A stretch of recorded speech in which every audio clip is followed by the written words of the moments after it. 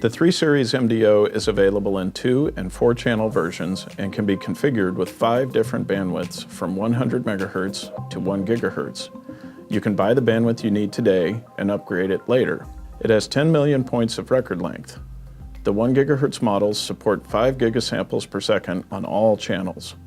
100 to 500 MHz models sample at 2.5 gigasamples per second on all channels.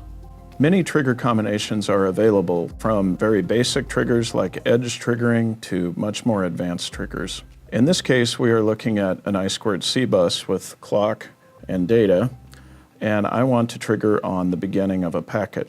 To do this, I'm going to select my trigger menu, select pulse width triggering, and then say I want a pulse width greater than 2 milliseconds.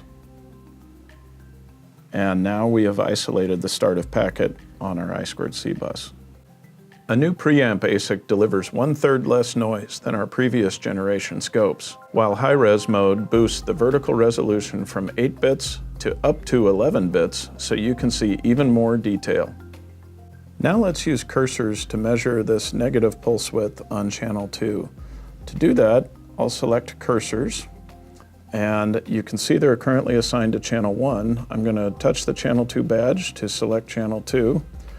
I can change the cursor location by simply moving it and dragging it around through touch, or I can use the front panel knobs to adjust the cursor locations. So let's measure this pulse width. And it looks like the pulse is 43.8 microseconds wide. To turn off cursors, simply touch the cursor button again. Now let's look at some automated measurements. To do this, I'm going to select the measure menu. On channel 2, I'll add a peak-to-peak measurement. On channel 1, I will add a period measurement and a rise time measurement. Notice that as I add the measurements, each one gets a badge in the results bar.